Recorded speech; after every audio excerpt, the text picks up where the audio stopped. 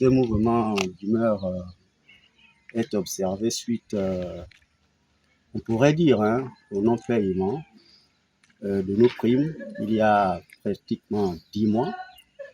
La régie non payée, ce qui paralyse le fonctionnement de l'ancien hôpital. Et d'autre part, les techniciens de surface, la main-d'œuvre locale n'est pas payée, ça fait 6 mois. Sur ce, nous nous sommes rendus auprès du trésorier provincial, lui, de nous dire qu'il y a un contentieux et que suite à ce contentieux-là, il y a une enquête qui est menée au niveau de la Cour des comptes. Et que s'il n'y a pas d'éclaircissement à ce niveau, on ne pourrait être payé. Et sur ce, nous, personnel de santé, nous observons un mouvement d'humeur à compter de ce jour jusqu'à satisfaction de nos revendications. Nous tenons juste à informer que le préavis de grève a été déjà rédigé et sera déposé auprès des autorités compétentes. Est-ce que ce genre de situation vous est déjà arrivé?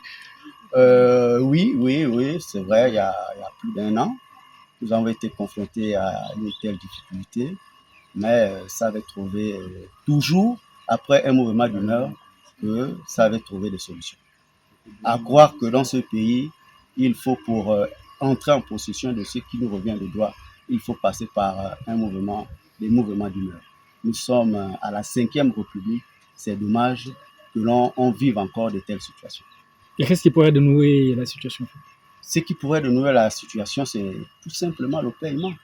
Le paiement, non seulement de la régie pour permettre le fonctionnement, vous pouvez observer, ou même le centre de santé. Les malades ont du mal à se nourrir. Nous-mêmes, on travaille dans des conditions précaires. Alors comment allons-nous continuer à travailler dans ces conditions quand on sait que l'ancien hôpital est très sollicité par nos populations? Selon vous, à quel niveau ça coince? Mais tout justement, à quel niveau? C'est au niveau, selon nous, c'est au niveau de la trésorerie. Parce que nous avons eu une séance de travail avec notre responsable, notre responsable au niveau du centre de santé. À ce niveau, nous avons eu des éclaircissements. Nous sommes rendus ce matin auprès du trésorier où les états sont déposés depuis le 2 juin. Aujourd'hui, nous sommes au 3, ça fait pratiquement 1 mois. Prime de garde, régie financière, salaire, quote-part, tout est déposé. Donc la responsabilité n'incombe plus au chef du centre de santé. C'est une situation qui est générale, il s'agit seulement de la pomme de Guadeloupe.